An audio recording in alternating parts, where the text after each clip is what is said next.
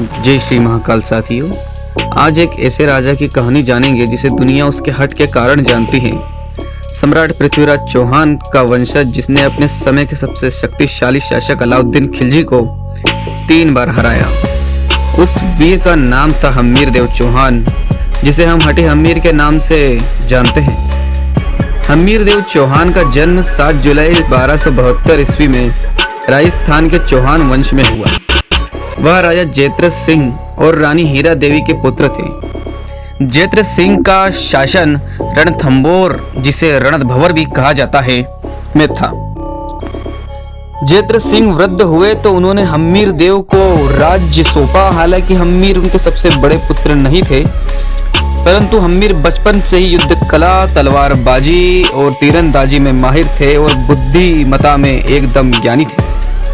अपने पिता की मृत्यु के बाद हम्मीर सिंहासन पर बैठा और कुछ ही सालों में रणथंबोर को शक्ति संपन्न और विस्तारित राज्य में बदल दिया।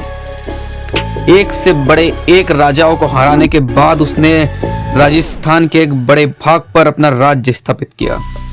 उसने कोटा, वघेलाओं और मेवाड़ के शासक तक को परास्त कर दिया। 1292 में रणथंबोर दुर्ग को जलालुद्दीन खिलजी ने घेरा था।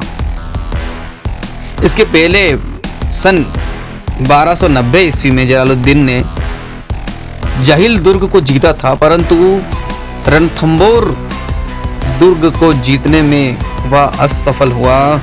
इसका कारण था हम्मीर ने अपनी पूरी शक्ति लगाकर दुर्ग की रक्षा की, जिस कारण चौहानों के सेना नायक गुरदास सैनी की मृत्यु हो गई। पर जलालुद्दीन को हार का सामना करना पड़ा और वह अपने राजधानी लौट चला।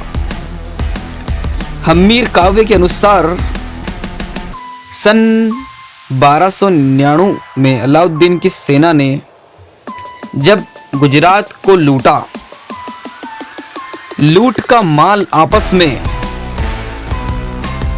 बांटने के बंटवारे को हेतु कुछ सेना नायकों में और सरदारों में विवाद हो गया। विवाद के कारण कुछ सेना नायकों ने विद्रोह कर दिया। ये विद्रोही हम्मीर देव की शरण में आए। क्षत्रिय धर्म के सिद्धांतों का पालन करते हुए उसने शरणार्थी को शरण दी। अलाउद्दीन खिलजी ने उसे उन विद्रोहियों को वापस करने की मांग की, पर राव हम्मीर ने अपनी हट को चलते जो वचन दिया था उसे तोड़ने की बात नहीं की और मांग को ठुकरा दिया। अलाउद्दीन ने इस ठुकरे हुई मांग को अपना अपमान समझकर रणथंबोर पर हमला करने का आदेश जारी किया और अपनी सेना रणथंबोर की ओर प्रस्थान करा दी। सर्वप्रथम खिलजी सेना ने छाण गांव को अधिकार में ले ली। यह खबर हम्मीर देव को जा लगी। उसने रणथंबोर से अपनी सेना भेजी और चौहानों ने खिलजियों को परास्त कर दिया। मुसलमान भाग खड़े हुए। चौहानों ने उनके अस्त्र शस्त्र व धन लूट लिया, पर बाद में एक बड़ी टुकड़ी खिलजियों की छाण गांव पर आई और कब्जा जमा लिया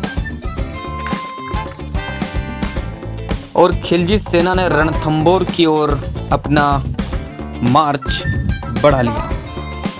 अलाउद्दीन ने एक और बार अपना दूत भेजा हम्मीर के पास। हम्मीर ने अपना हट नहीं छोड़ा और मांग फिर से अस्वीकृत कर दी।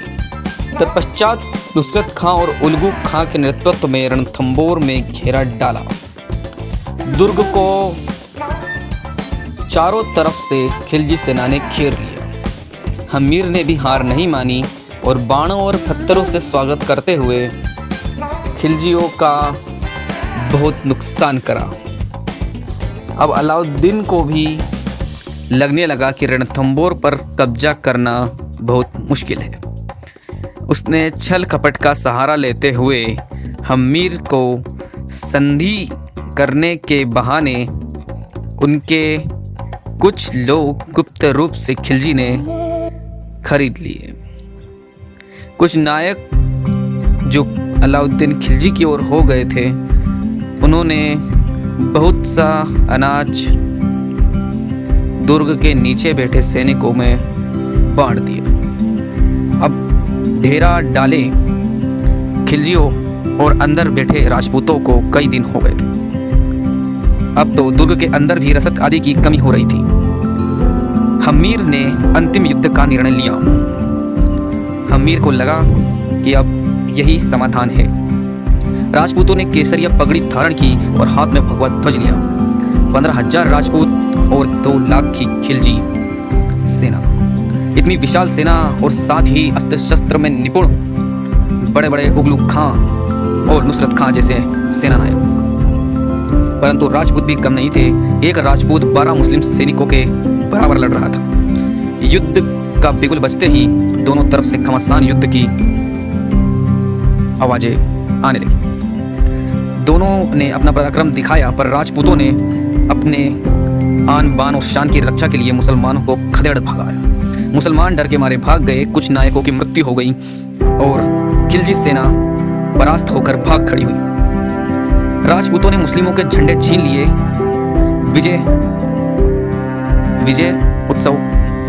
रानियों जो दुर्ग में थी, उन्हें लगा कि जो ये मुसलमान के हरे झंडे आ रहे हैं, इसका संकेत है कि राजपूत मारे गए और हार गए हैं। खिलजी की सेना जीतकर दुर्ग की ओर बढ़ रही है। रानियों ने जोहर कर अपने आप को अग्नि में समर्पित करने का अंतिम फैसला लिया।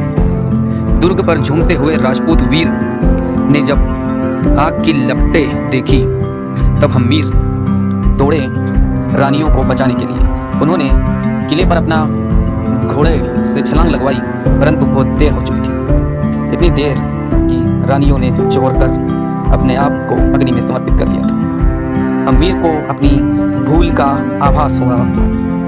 उसे लगा कि उसने अपने ही परिवार को मार दिया। उसने दुर्ग के शिव मंदिर में महाकाल को अपना शीश चढ़ा दिया। बिना राजा के राज्य को देखकर अलाउद्दीन ने रणथंबोर पर कब्जा कर लिया।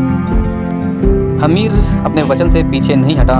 उसने शरणार्थियों को नहीं लौटाया, चाहे इसके लिए उसे अपने पूरे राज्य और परिवार की बलि ही क्यों ना देनी पड़ी। इसलिए कहते हैं दोस्तों, सिंह सवन सतपुरुष वचन, कदली फलत एक बार, तेरिया तेल हम्मीर हट, चढ़े न दूजी बार।